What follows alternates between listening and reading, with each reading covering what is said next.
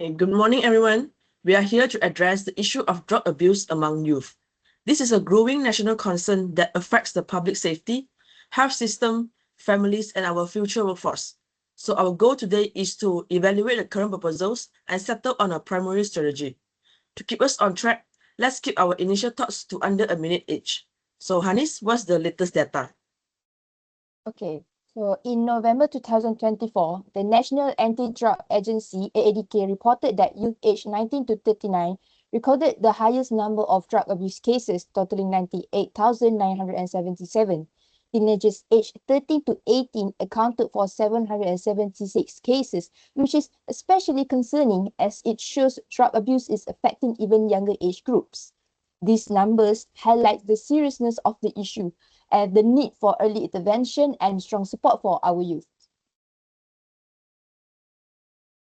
Those numbers are escalating every year and kind of worrying. So Veron, what does recent research tell us about the causes behind this trend? Okay, based on the recent research, this youth drug abuse issue is closely linked to mental health challenges. Many turn to drugs to cope with stress, depression, and personal pressures. Without proper emotional support, youth may use drugs as a short-term relief from unbearable feelings. Unfortunately, this creates a harmful cycle where drugs are used to worsen mental health, making recovery even become more difficult. Thank you, Veron. So Haris, how about giving thoughts from an enforcement perspective? All right.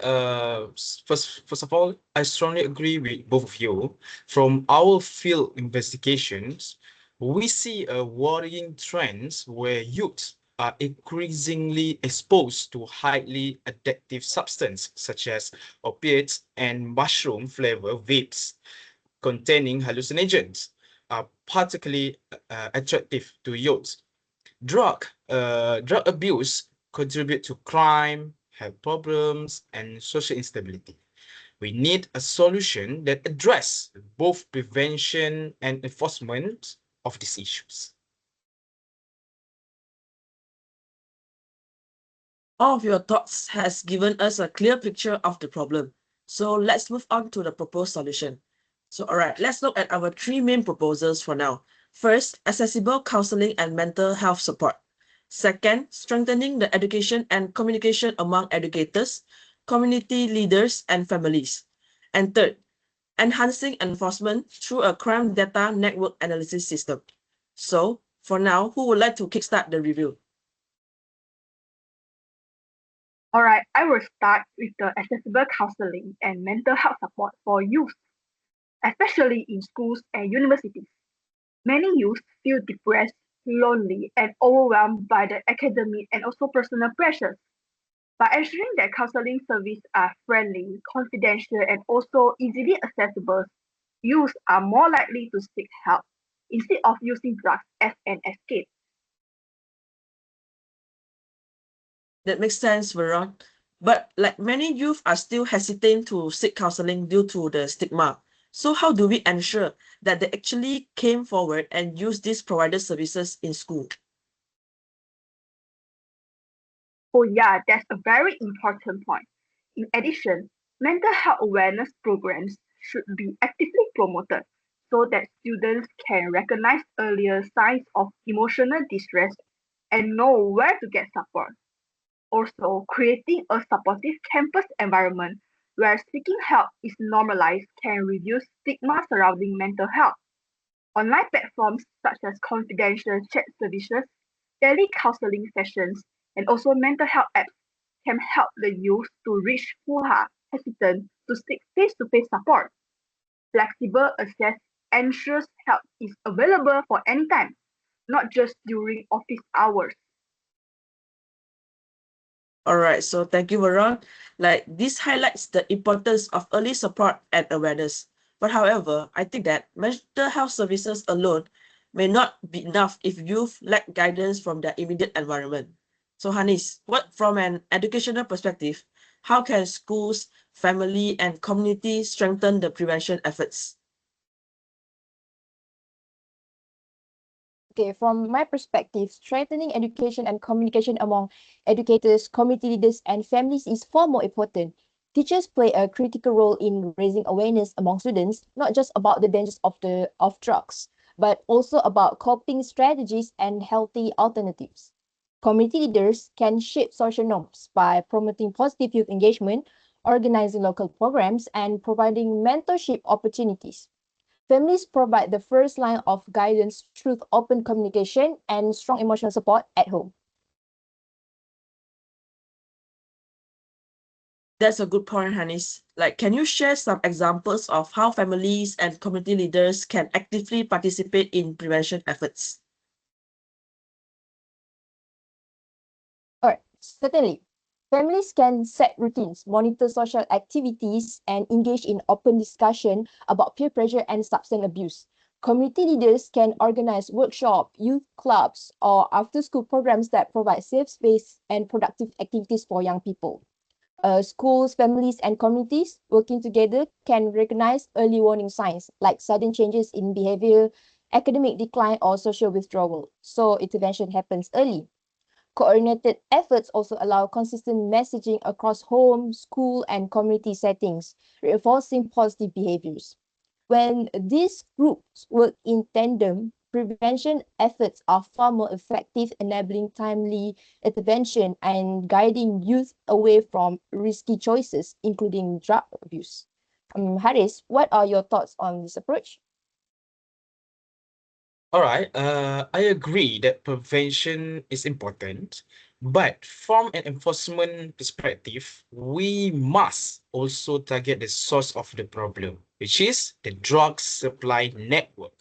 Okay, my proposal is to enhance enforcement through a crime data network analysis system by applying social network analysis, SNA. Okay, we can map out how drug syndicate operates, identify key players, and track how drug reach youth. Okay, this system helps us to detect hidden connection between dealers, middlemen, and also distributors. Okay, with this information, we can carry out targeted operations instead of random raids. This makes enforcement more strategic, effective, and also efficient. Hence, by cutting off supply chains, we reduce youth exposure to drugs before addiction even starts. Is a very strong point, Haris. Like, targeting supply networks directly helps to prevent youth from being exposed to drugs in the first place, which complements the preventive efforts also. So what's important now is to ensure this approach work alongside education and mental health support rather than in isolation. So it's a good and quality review for all of you, and let's discuss the feasibility of implementations. So first of all, Haris, how would this system you explained just now work in practice? All right. This system is not just about technology. It is about smarter policy. Okay, we will integrate data from various agencies such as AADK, schools, hospital, and social welfare departments. Through real-time monitoring, we can detect unusual pattern and predict hotspots. The more agency will collaborate, the clearer the network map becomes, and the faster we can respond. This also allows us to focus on high-risk individuals and areas instead of wasting resources. I see. Okay, thank you for your clarification, Haris. So the success of this system clearly relies on a collaboration and timely data sharing across multiple agencies, just like you mentioned just now. So we need to ensure that the information flows quickly enough to detect the patterns and also hotspots before youth are exposed to the risk. Am I right about that, Haris?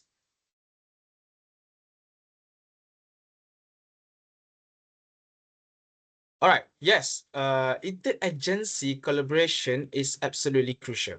Information sharing must be fast and also secure. When we don't work together, criminal take advantage of the gaps. With proper coordinations, we can close that gaps and prevent youths from becoming victims of the drug syndicates. Yeah, that makes sense. From a supporting perspective, linking this with counseling and also mental health services is practical. Schools and universities can expand existing programs with trained counselors to guide at-risk youth identified by the system. This will ensure timely intervention before emotional struggles escalate into substance abuse. With proper support structures in place, educational institutions become a safe space where students will feel supported and also less likely to turn into drugs. I agree. In addition, there is a need to train educators and community leaders to identify early warning signs and actively involve parents in preventive efforts. Through early guidance and coordinated support, at-risk youth can be assisted before issues escalate, thereby complementing enforcement measures effectively. I understand, Hanis. So it's clear that early detection, guidance from educators and community leaders, and active parental involvement are equally crucial to complement the enforcement efforts. So this highlights how technology and human support must work hand in hand to protect youth effectively. So with that in mind, what do you all see as the major barriers to implement this coordinated approach? And how can we overcome them to ensure both enforcement and also prevention succeed? So who would like to share their thoughts first? All right, Wong. Of course, we must address concerns such as data privacy and system security. However, this challenge can be managed with strict protocols, legal framework, and access control. Only authorized officer will handle sensitive data, and all information will be used strictly for prevention and enforcement purposes, because transparency will help gain public trust.